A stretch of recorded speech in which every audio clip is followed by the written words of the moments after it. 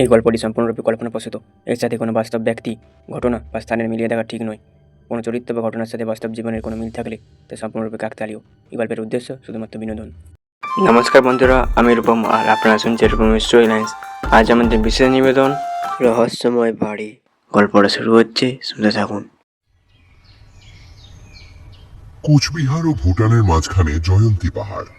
পাহাড়ের গা বেয়ে নেমে এসেছে ঘন অরণ্য, যার বুকের মধ্যে ছড়িয়ে আছে নীলচে ছায়া আর অচেনা নীরবতা। সেই অরণ্যের কাছাকাছি এলাকায় হিমালয়ের পরাবত এসেছে, এই খবর পেয়েই বেরিয়ে পড়েছিল দুজন মানুষ। একজন বন্দুকধারী শিকারী, অন্যজন তার সঙ্গী বিপিন। শিকারী জানতো বন্দুক চালাতে, বিপিন জানতো না।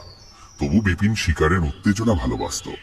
বিপদের আশঙ্কায় তাকেও একটি রাইফেল বইতে দেওয়া হয়েছিল। তারা হাঁটছিল ছোট বড় মাঠ পেরিয়ে, গাছ আর জঙ্গলের ফাঁক দিয়ে। দূরে জয়ন্তী পাহাড় নীল আকাশের সঙ্গে যেন নিঃশব্দে কথা বলছিল। চারদিকে সূর্যের আলো ঝিলমিল করছিল, অথচ মানুষের কোনো চিহ্ন নেই। শুধু পাখির ডাক আর দূরে কোনো অচেনা নদীর মৃদু কলকল শব্দ।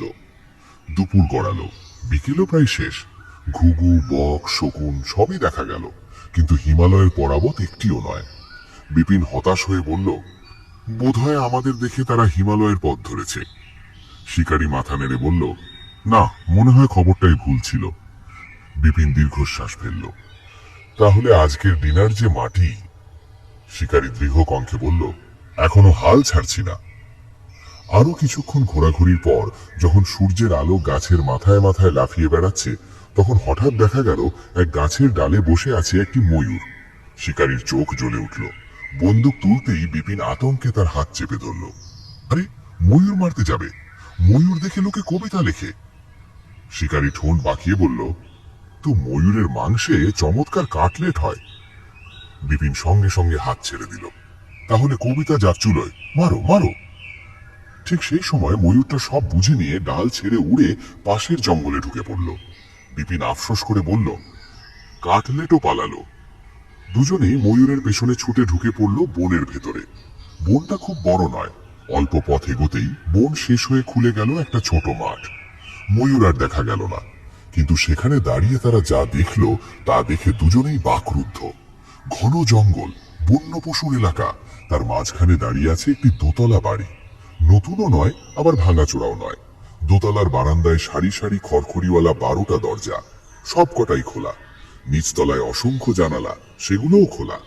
চারপাশে রেলিং, ফটকও খোলা। বিপিন ফিসফিস করে বলল, ময়ূরটা নিশ্চয়ই এখানেই ঢুকেছে। শিকারী বাড়িটার দিকে তাকিয়ে গম্ভীর স্বরে বলল, এই বাড়ির মালিকের যে গন্ডগোল আছে সে বিষয়ে কোনো সন্দেহ নেই। বিপিন বলল, হতে পারে কোনো পাগলা কবির বাড়ি, ময়ূরটা তার পোষা। দুজনের মনে কৌতূহলের সঙ্গে ভয়ও জন্ম নিল। তবু জল চাওয়ার অজুহাতে তারা ফটক পেরিয়ে ভিতরে ঢুকে পড়ল।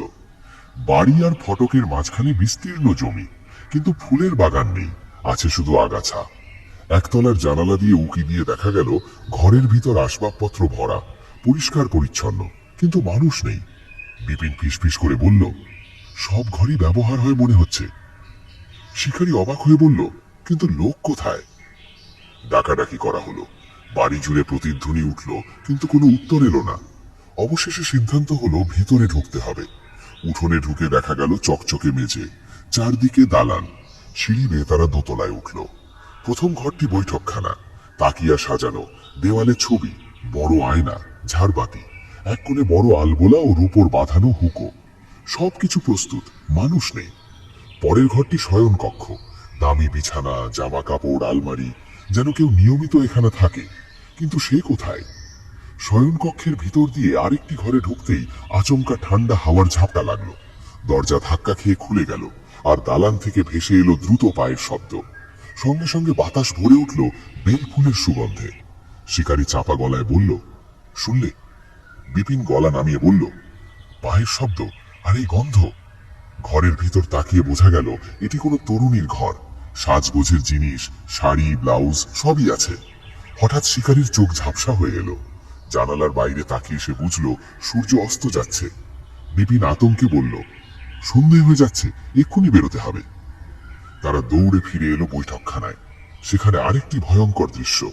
আলবোলাটি এখন বিছানার ওপর, হুকোর নল তাকিয়ার পাশে। বিপিন কাঁপা গলায় বলল, আগে তো এটা ওখানে ছিল না। আর দেরি না করে তারা ছুটে বাড়ি থেকে বেরিয়ে এলো। ঠিক তখনই ওপরতলা থেকে পুরুষ আর নারীর হাসির শব্দ ভেসে এলো। বাড়ির জানালা দিয়ে তখন আলো জ্বলছে। পরদিন তারা দলবল নিয়ে ফিরে এলো, কিন্তু সেই পথ, সেই বাড়ি কিছুই আর পাওয়া গেল না। ঘন জঙ্গলের দেওয়াল ছাড়া কিছুই নেই। রহস্য সেদিনও রহস্যই থেকে গেল। বন্ধুরা, শেষ হলো আজকের গল্প। গল্পটা আপনাদের কেমন লাগলো অবশ্যই কমেন্টে জানাবেন। যদি ভালো লাগে অবশ্যই ভিডিওটা লাইক করবেন। আর আমাদের চ্যানেলে নতুন না থাকলে অবশ্যই চ্যানেলটা সাবস্ক্রাইব করে রাখবেন এরকম আরও নতুন নতুন গল্প শোনার জন্য। আজকের মতো এখানেই রাখছি। পরের দিন দেখা যাচ্ছে একটা ধামাকাদার নতুন গল্পের সাথে। ততক্ষণের জন্য সবাই সুস্থ থাকবেন, ভালো থাকবেন, আর অবশ্যই রূপমের স্টোরি লাইন শুনতে থাকুন। ধন্যবাদ।